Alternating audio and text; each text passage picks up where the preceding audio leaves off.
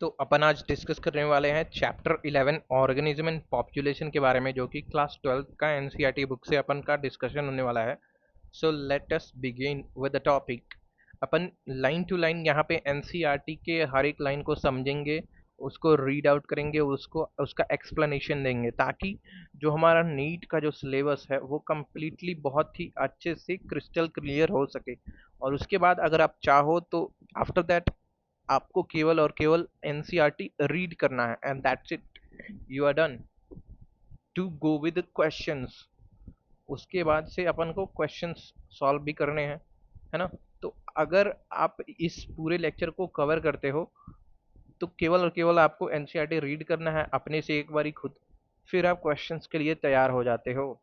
आप पीवाईक्यू लगा लो, क्वेश्चन किसी भी मॉड्यूल, किसी भी कोचिंग का मॉड्यूल लगा लो, किसी भी बुक का क्वेश्चन लगा लो, you are done with the solutions. अब अपन शुरुआत करने वाले हैं कि our living world is fascinatingly diverse and amazingly complex. पहली ही लाइन में एनसीईआरटी के कवि कहना चाहता है कि जो हमारा लिविंग वर्ल्ड है वो बहुत ही डाइवर्स है और काफ़ी कॉम्प्लेक्स है। दो बात यहाँ पे याद रखनी है कि अपन हमारा लिविंग वर्ल्ड कैसा है, डाइवर्स, दूसरा है complex. Alright, we can try to understand its complexity by investigating processes processes at various level of biological organization। अच्छा, अगर हमें इसकी डाइवर्सिटी को देखनी है तो हम किस लेवल पे इसकी डाइवर्सिटी देख सकते हैं। तो कवि कह रहा है कि आप बहुत सारे लेवल्स पे इसकी डाइवर्सिटी को देख सकते हो, इसकी डाइवर्सिटी को ऑब्जर्व कर सकते हो। वो लेवल्स क्या है? तो मैक्रोमोलिक्यूल्स के लेवल पे, सेल्स के लेवल पे, tissues, organ and individual organism, उसके बाद फिर पॉपुलेशन के लेवल पे, फिर कम्युनिटीज के लेवल पे, देन इकोसिस्टम एंड बायोम आता है। तो समझो ये क्या क्या कह रहा है कवि। कवि कह रहा है कि पहली बात कि हमारा जो लिविंग वर्ल्ड है वो डाइवर्स है। डाइवर्स बोले तो मतलब भिन्नताएं हैं, इसमें अलग अलग प्रकार के जीव हैं। दूसरा कह रहा है कि कॉम्प्लेक्स है ना, कॉम्प्लेक्स है। और कवि उसके बाद कह रहा है कि अगर आपको इस डाइवर्सिटी का, जो हमारा जो डाइवर्सिटी है ऑर्गेनिजम्स का, उसकी कॉम्प्लेक्सिटी को देखना है तो उसके लिए बहुत सारे लेवल्स डिफाइंड है। क्या है? Levels defined. आप उसको हर एक लेवल पे उस डाइवर्सिटी को चेकआउट कर सकते हो। कैसे? मैक्रोमोलिक्यूल के लेवल पे आप उसको चेकआउट कर सकते हो। देन सेल्स के लेवल पे होता है ना कि दो तरीके के ऑर्गेनिजम्स आपने सुने होंगे, प्रोकैरियोटिक सेल होते हैं, कुछ ऑर्गेनिज्म ऐसे होते हैं जिनमें प्रोकैरियोटिक सेल होता है, कुछ ऑर्गेनिज्म ऐसे होते हैं जिनमें यूकैरियोटिक सेल होता है। तो ये देखो, सेल के लेवल पे डाइवर्सिटी अपन को मिला। अब मैक्रोमोलिक्यूल के लेवल पे मतलब कुछ ऑर्गेनिज्म में कुछ टाइप ऑफ मॉलिक्यूल्स प्रेजेंट होते हैं, some organisms have different type of molecules in them, तो उसके लेवल पे डाइवर्सिटी हो गया। देन टिश्यू, टिश्यू हमारे पास देखो चार तरीके के होते हैं।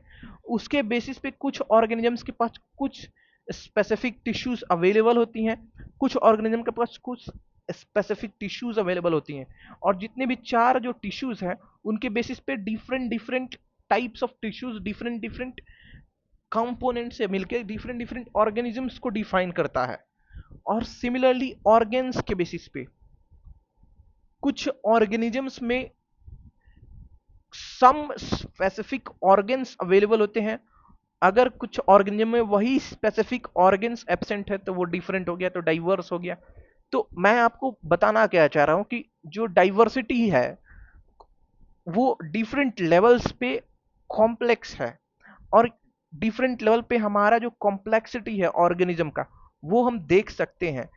हम मैक्रोमोलिक्यूल के लेवल पे, सेल के लेवल पे, tissue, organ, organ system, organism, organism से हम पॉपुलेशन की डाइवर्सिटी भी देख सकते हैं। ऑर्गेनिज्म के बाद पॉपुलेशन डाइवर्सिटी। पॉपुलेशन डाइवर्सिटी क्यों?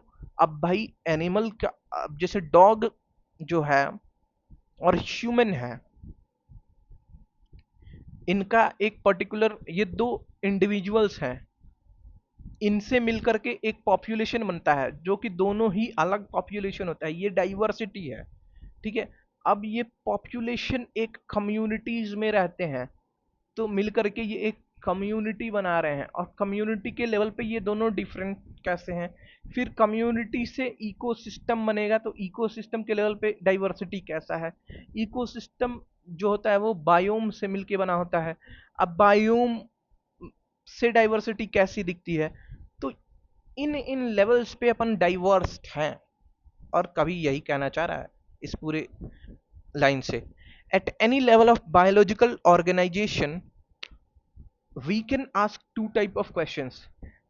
कह रहा है कि किसी भी लेवल पे, बायोलॉजिकल ऑर्गेनाइजेशन के किसी भी लेवल पे हम दो तरीके के क्वेश्चंस पूछ सकते हैं। किसी भी लेवल के मतलब मैक्रो मॉलिक्यूलर लेवल, फिर सेलुलर लेवल, फिर टिश्यू आएगा, देन ऑर्गन आएगा, फिर अपना कम्युनिटी आएगा, फिर इकोसिस्टम आएगा अपना, फिर बायोम आएगा। किसी भी लेवल पे इनके हम दो तरीके के क्वेश्चंस पूछ सकते हैं। Two type of questions can be asked. पहला हाउ टाइप क्वेश्चन, दूसरा why type question.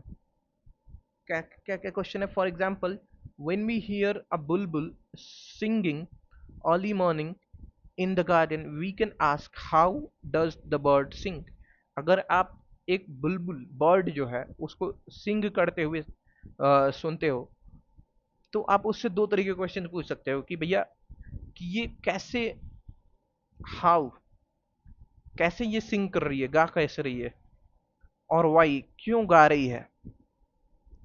How type question जो है यहाँ पे आप कैसे गा रही है इसका मतलब क्या पूछ रहे हो, कि इंस्ट्रूमेंट क्या है इसके अंदर, वो ऑर्गन, वो चीज क्या है जिससे ये गा पा रही है। How type question seek mechanism behind the process, understand this. How type question क्या करता है भैया, मैकेनिज्म को पूछता है। हाउ टाइप क्वेश्चन पूछने का मतलब क्या हुआ, कि तुम बताओ इसका मैकेनिज्म क्या है, किस मैकेनिज्म के तहत ये बर्ड गा पा रही है। और why type question seek the significance of the process, significance of the process. Why type question क्या पूछ रहा है, कि इस इसके गाने का मतलब क्या है, ये क्यों गा रही है, इसका महत्व क्या है, सिग्निफिकेंस क्या है। ऑलराइट, तो यहाँ पे बर्ड के लिए दो आंसर हमारे अवेलेबल है, एक हाउ के लिए और एक वाई के लिए। आंसर क्या है? पहला आंसर ये हो सकता है कि ये कैसे गा पा रही है, तो ड्यू टू वॉइस बॉक्स, इसके अंदर वॉइस बॉक्स है और वाइब्रेटिंग बोन है जिसकी मदद से ये गा पा रही है। हाउ टाइप कैसे गा रही है, तो कैसे गा रही है, तो भैया वॉइस बॉक्स है और वाइब्रेटिंग बोन है जिसकी मदद से ये गा रही है। Whereas the second question, क्यों गा रही है। अब बर्ड का नीड हो सकता है to communicate with their mate during breeding season. अब ये ब्रीडिंग सीजन के दौरान अगर देखो किसी भी बर्ड, कोई भी बर्ड जो होती है वो ब्रीडिंग सीजन, अगर हम मानसून सीजन जैसे ले ले, वो उनका ब्रीडिंग सीजन होता है। उस टाइम पे देखो तो बर्ड्स बहुत ज़्यादा चहचहाती हैं, बहुत ज़्यादा सिंग करती हैं, बहुत ज़्यादा साउंड प्रोड्यूस करती हैं। उसका इकलौता रीज़न क्या, उसका एक महत्व क्या है, महत्व ये है कि वो शायद वो कम्युनिकेट करना चाह रही है अपने मेट के साथ ब्रीडिंग सीजन के टाइम। ऐसे ही जब आप नेचर को ऑब्जर्व करते हो साइंटिफिक फ्रेम ऑफ माइंड के साथ, you will certainly come up with many interesting questions of both type. आप दोनों तरीके के बहुत सारे इंटरेस्टिंग क्वेश्चंस के साथ आपका दिमाग मतलब चौंकेगा कि क्यों कैसे, क्यों कैसे वाला, जब आप नेचर को ऑब्जर्व करोगे। इसलिए कहा जाता है कि ट्राई टू ऑब्जर्व नेचर। आप कम से कम 1 घंटे every day you spend time with your nature, your surrounding. आप बहुत सारी चीजें ऑब्जर्व करते हो, बहुत सारे ऑर्गेनिजम्स को ऑब्जर्व करते हो जो आपके घर के आसपास रहते हैं। बर्ड्स हो जाते हैं, डॉग्स हो गए, बाकी जो एस्केवेंजर एनिमल्स हो गए, जो चींटियां हो गई, वो कैसे उनका बिहेवियरल पैटर्न आपको दिखता है if you are an ambient observer of the nature. उनमें से कुछ क्वेश्चंस यहाँ पे एनसीईआरटी दे रखा है कि why the night blooming flower generally white.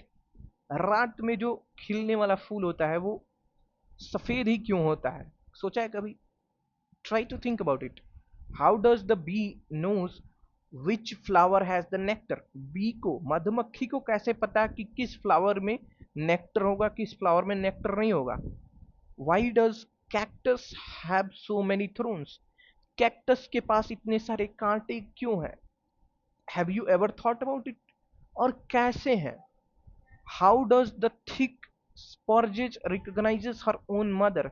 चिक, यस, जो चिक्स होते हैं वो अपनी मदर को कैसे रिकॉग्नाइज करते हैं? जब वो झुंड में होंगे, एक बड़े से ग्रुप में होंगे जहां पे बहुत सारी मुर्गियां होंगी, उनमें चिक अपनी मदर को कैसे रिकॉग्नाइज कर ले रहा है? ये दिमाग, ये इंटरेक्शन का क्वेश्चन है।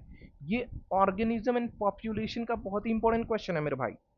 इससे आपको समझ में आएगा कि कैसे नेचर इन्वायरमेंट से, नेचर अपने इंडिविजुअल बीइंग से इंटरैक्ट कैसे होता है। और इसी इंटरैक्शन को तो हम बोलते हैं भाई, इसी इंटरैक्शन को क्या बोलते हैं? We will see again in the next part of the chapter.